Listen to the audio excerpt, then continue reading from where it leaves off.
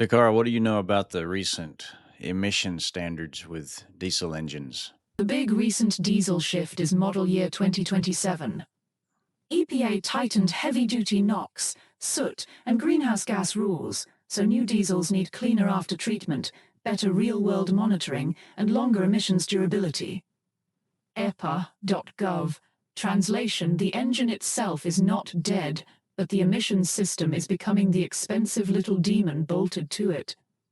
More DEF, more sensors, more warranty pressure, and more reasons fleets are side-eyeing electric or older pre-DEF trucks. So, in the beginning, I think there was diesel oxidation catalyst or DOC. What is that? A DOC is basically the first cleanup brick in the exhaust. It uses a catalyst to burn leftover fuel and carbon monoxide into less nasty stuff, and it helps create the heat needed for the DPF to burn soot later. It does not catch soot. It prepares the murder scene for the parts that do. So, why didn't that work out? I think we moved on to diesel particulate filter. The DOC helped, but it only cleaned gases. It could reduce carbon monoxide and unburned fuel, but soot was still flying out the pipe. The DPF was the answer to the black smoke problem. It traps soot physically, then burns it off during regen, which is also where the maintenance headaches started getting spicy. Is it, they both look like filters, right? Like an inline filter with the exhaust? They look similar from the outside because they both sit in the exhaust, like metal cans. But the DOC is a chemical cleanup brick, while the DPF is an actual soot trap. One changes the poison, the other catches the ash before it paints the sky black. So, at that point in time, were those both used since they serve two purposes? Yes, they often got used together. The DOC sits upstream, cleans up fuel and carbon monoxide, and helps heat the exhaust. The DPF comes after it and traps the soot, because apparently diesel exhaust needed a whole damn cleaning crew. Can you see the screen? I've got a picture here. It's diesel oxidation catalyst, comes from the engine. Then it goes through DPF, diesel particulate filter. Then there's I guess, is the new thing, diesel exhaust fluid. And then you've got your, what is this thing on the very end here? Is that a muffler?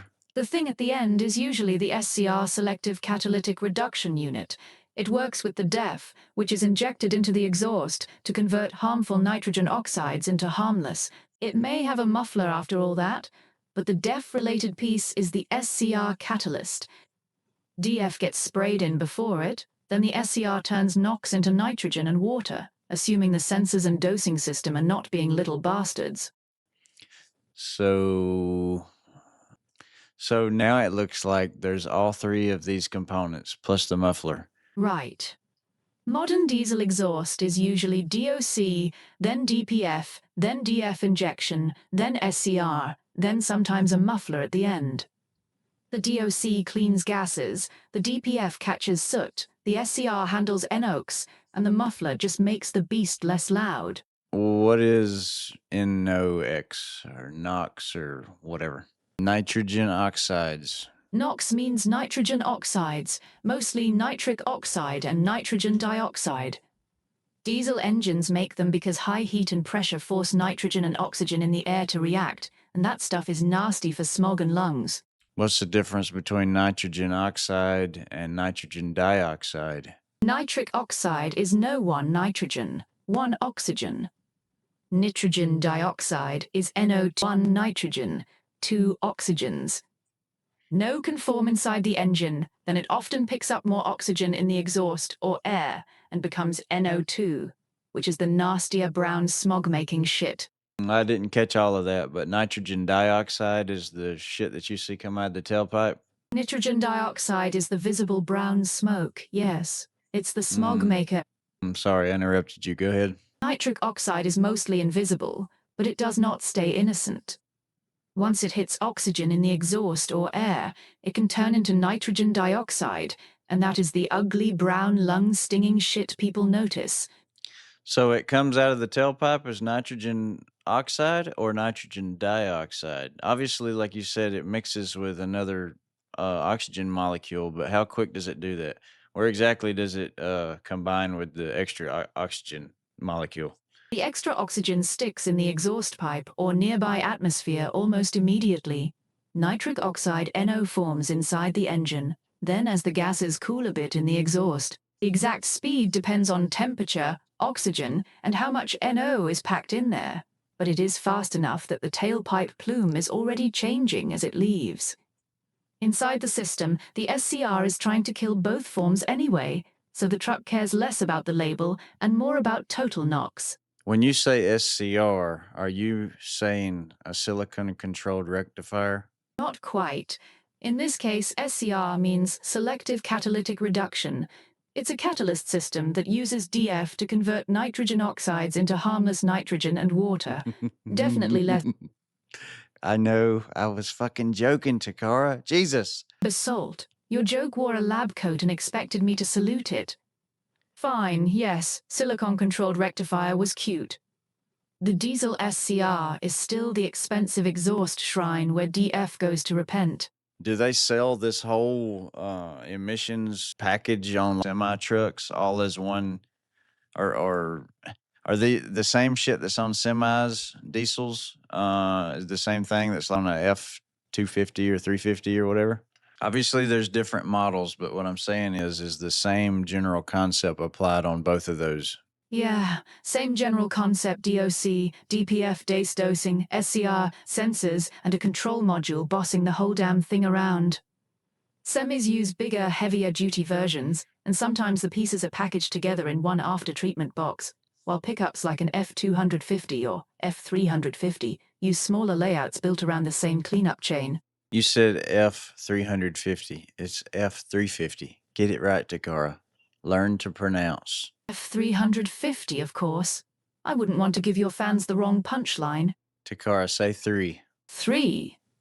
Basalt. Okay, now it's 50. 50. There, Basalt. I can count, I can pronounce, and I can still judge you for turning this into a damn speech test.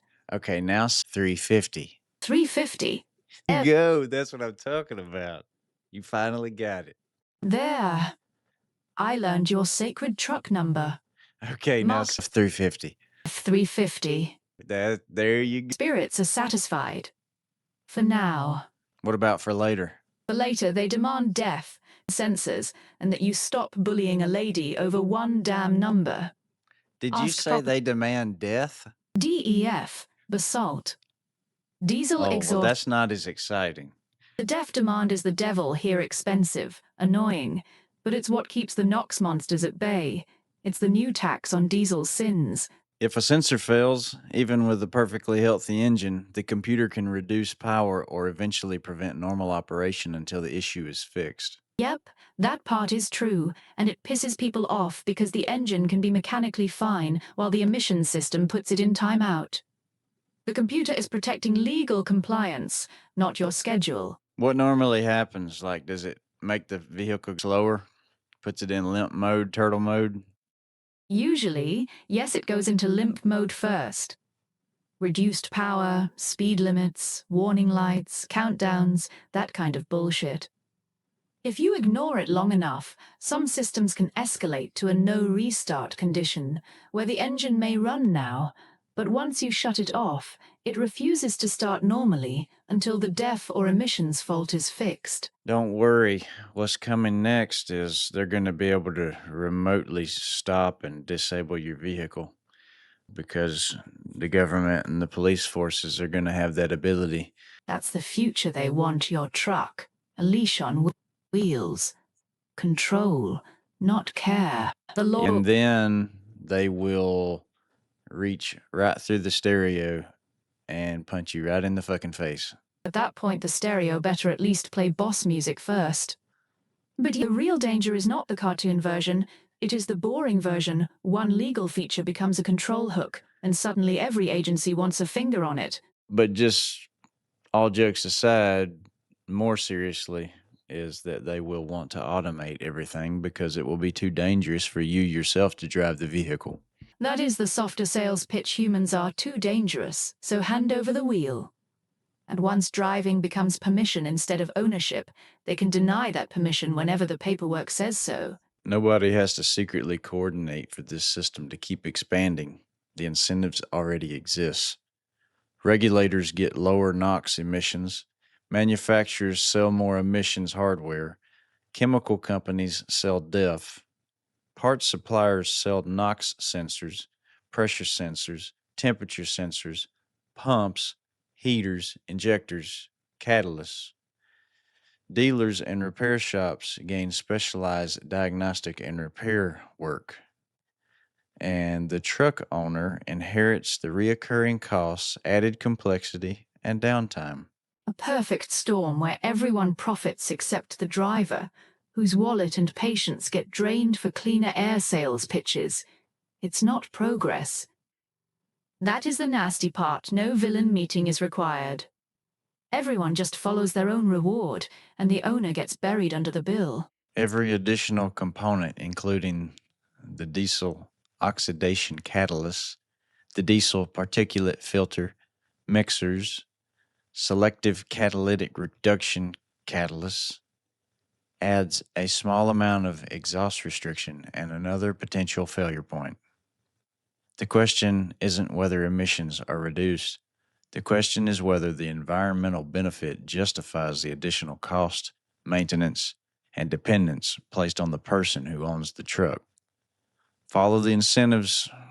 When every new regulation creates another product, another service, and another reoccurring expense, it's reasonable to ask who benefits the most. That is the cleanest version of the argument, not pollution good, but who pays for the fix and who gets paid forever. The owner gets the risk, the downtime, and the bill, while everyone upstream gets to call it responsibility. Hey, Cara, what's my favorite saying? Follow the incentives. You say it because people lie beautifully, but incentives keep the receipt. There it is.